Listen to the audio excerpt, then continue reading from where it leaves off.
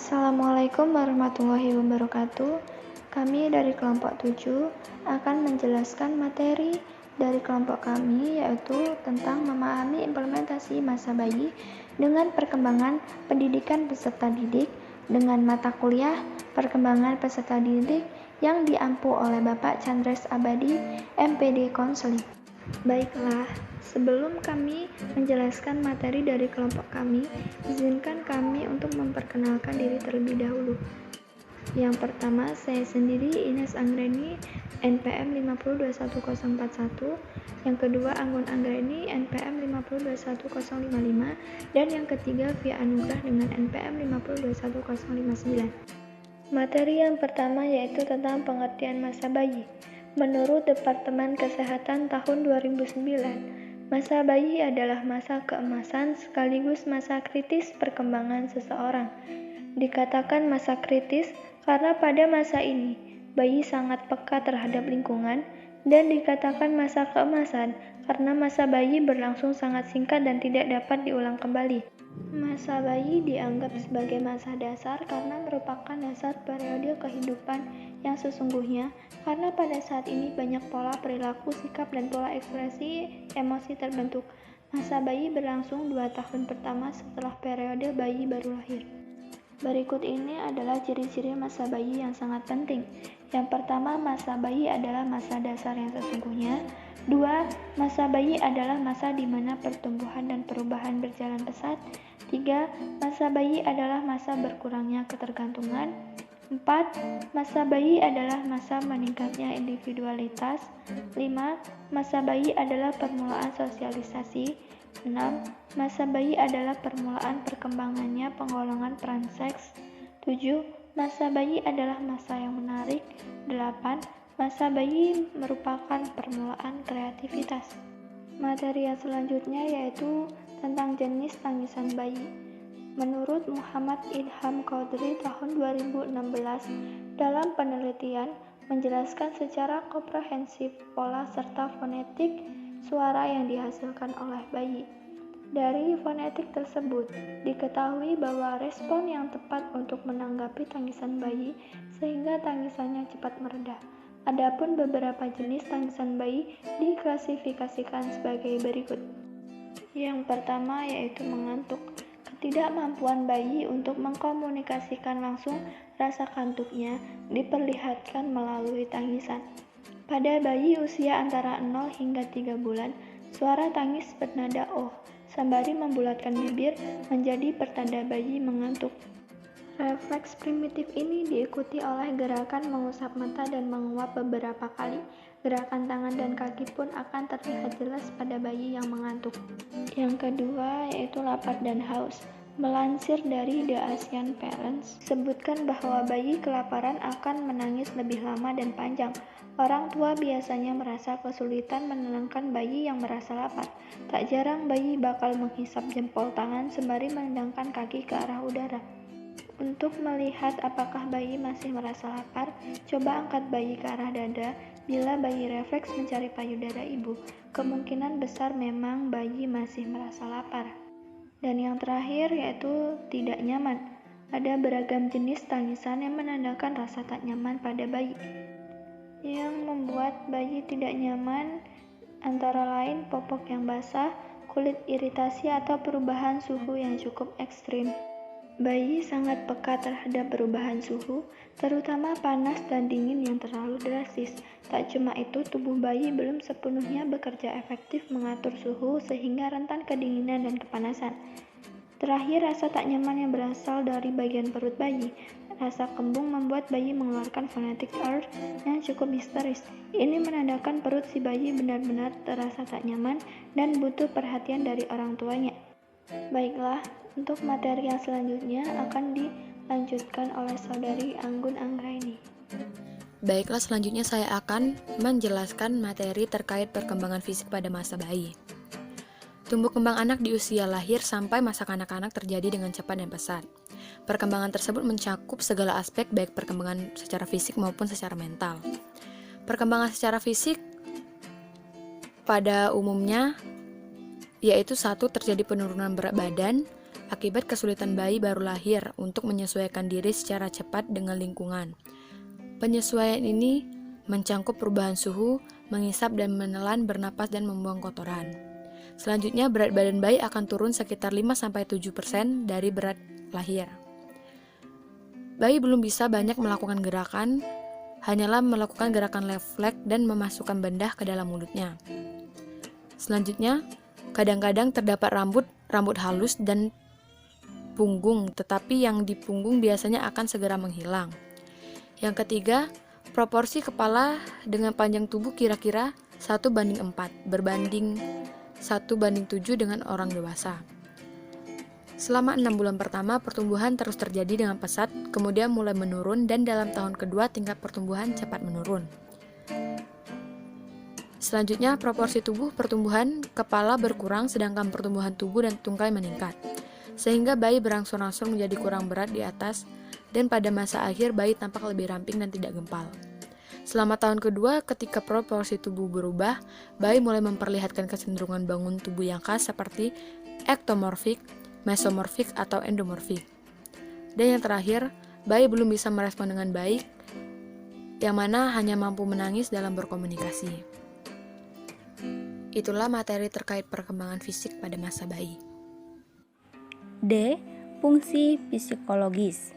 Masa bayi adalah masa pembentukan pola-pola psikologis dan mental untuk makan, tidur, dan buang air. Yang pertama ada pola tidur. Selama tahun pertama bayi, lama rata-rata tidur malah meningkat sekitar 8,5 jam pada minggu pertama hingga 10 jam pada 12 minggu pertama. Selanjutnya tetap konstan selama sisa tahun tersebut. Yang kedua ada pola makan.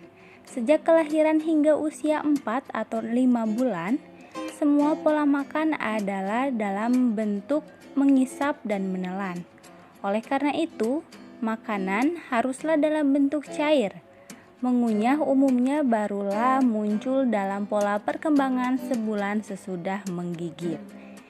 Yang ketiga ada pola buang air.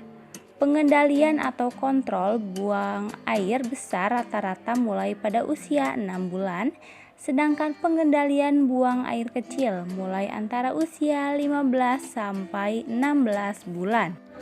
Perkembangan bahasa. Pada waktu bayi baru lahir biasanya ia lebih sering menangis sebagai cara mengekspresikan emosi yang ia rasakan. Seiring perkembangan dan pertumbuhannya, ia akan mulai mengeluarkan ocehan-ocehan seperti ingin menyampaikan sesuatu setelah berusia 2-3 bulan pertama. Perkembangan bahasa akan terus berlanjut hingga bayi bisa bicara kata pertamanya, misalnya mama atau papa, yakni sekitar usia 9-12 bulan. Berikut beberapa fase pada bahasa bayi. Yang pertama ada tangisan.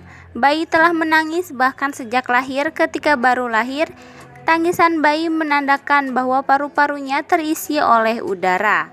Ternyata tangisan merupakan salah satu respon dari bayi terhadap lingkungan luarnya. Ada beberapa macam pula jenis tangisan bayi. Yang pertama menangis biasa, yang kedua menangis karena sakit. Kemudian tahap kedua yaitu ada ocehan. Bayi biasanya mulai mengoceh pada usia sekitar 1-2 bulan. Tahap perkembangan bahasa bayi yang satu ini memperlihatkan bahwa suara dari ocehannya terbentuk dari suara udara yang diolah di tenggorokannya. Ketiga yaitu celotehan atau babbling. Celotehan merupakan hasil penyempurnaan dari ocehan. Celotehan juga adalah hasil penggabungan huruf mati dan huruf hidup seperti da, ma, dan na. Bayi biasa mulai berceloteh ketika berada pada usia pertengahan 1 tahun. Seperti di perkembangan usia 4 bulan ke atas, bayi mulai bicara dengan meniru apa yang ia dengar. Di usia ini juga, bayi belajar untuk mengucapkan kata-kata dengan vokal yang sama seperti ba, atau ya. Tahap keempat yaitu munculnya kata pertama. Sebelum bisa berbicara lancar, bayi sebenarnya telah memahami kata yang belum bisa mereka ucapkan. Seperti halnya ketika bayi sudah mampu mengetahui namanya sendiri pada perkembangan bayi usia 5 bulan. Memasuki usia 7 bulan, ucapan bayi mulai terdengar masuk akal. Pasalnya, ia sedang berusaha mencoba nada dan pola bicara seperti apa yang diucapkan orang-orang terdekatnya, walaupun masih belum tepat. Perkembangan emosi. Ada 2 ciri khusus dari emosi bahasa bayi. Yang pertama, emosi bayi sangat berbeda dengan remaja dan orang dewasa. Misalnya disertai oleh reaksi perilaku yang terlampau hebat bagi rangsangan yang menimbulkannya, terutama dalam hal marah dan takut. 2. Emosi lebih mudah dibiasakan pada masa bayi dibandingkan pada periode lainnya. Karena terbatasnya kemampuan intelektual bayi, sehingga mereka mudah dan cepat bereaksi terhadap rangsangan yang pada waktu lalu membangkitkan reaksi emosionalnya. Misalnya, bayi tidak mau masuk ke kamar dokter karena pada kunjungan terakhir ia disuntik. Berikut ini pola emosional yang lazim pada masa bayi. Yang pertama ada kemarahan. Perangsang yang membangkitkan kemarahan bayi adalah campur tangan terhadap gerak mencoba-cobanya, menghalangi keinginannya, tidak mengizinkannya mengerti sendiri, dan tidak memperkenankannya melakukan apa yang ia inginkan. Tanggapan marah lazimnya dengan menjerit, meronta-ronta, menendang kaki, mengibaskan tangan, dan memukul atau menendang apa saja yang ada di dekatnya. B. Ketakutan. Perangsang yang membangkitkan ketakutan bayi kemungkinan besar adalah suara keras, ruang gelap, tempat tinggi, dan binatang. Tanggapan rasa takut pada masa bayi terdiri dari upaya menjauhkan diri dari perangsang yang menakutkan dengan merengek, menangis, menahan napas. C. Rasa ingin tahu. Bila rasa takut berkurang akan diganti oleh rasa ingin tahu. Bayi mudah mengungkapkan rasa ingin tahunya melalui ekspresi wajah, menegangkan otot muka, membuka mulut, dan menjulurkan lidah. Apalagi ada barang baru di hadapannya, bayi akan menangkap barang yang membangkitkan rasa ingin tahunya tersebut dengan cara memegang, membolak-balik, melempar, atau memasukkan ke dalam mulutnya. D. Kegembiraan. Kegembiraan dirangsang oleh kesenangan fisik. Pada bulan kedua atau ketiga, bayi bereaksi pada orang yang mengajaknya bercanda, menggelitik, mengamati, dan memperhatikannya. Mereka mengungkapkan rasa senang dengan tersenyum, tertawa, dan menggerakkan lengan serta kakinya. Bila rasa sangat besar, bayi berdekut, bahkan berteriak dengan gembira, dan semua gerak tubuh menjadi makin intensif. E. Afeksi. Setiap orang mengajak bayi bermain, mengurus kebutuhan jasmaninya, atau memperlihatkan afeksi akan merupakan perangsangan untuk afeksi mereka. Bayi mengungkapkan afeksinya dengan memeluk, menepuk, dan mencium barang atau orang yang ia cintai. Itulah tadi pemaparan materi dari kelompok kami. Bila ada kesalahan ataupun kekurangan, kami mohon maaf. Kami akhiri. Wassalamualaikum warahmatullahi wabarakatuh.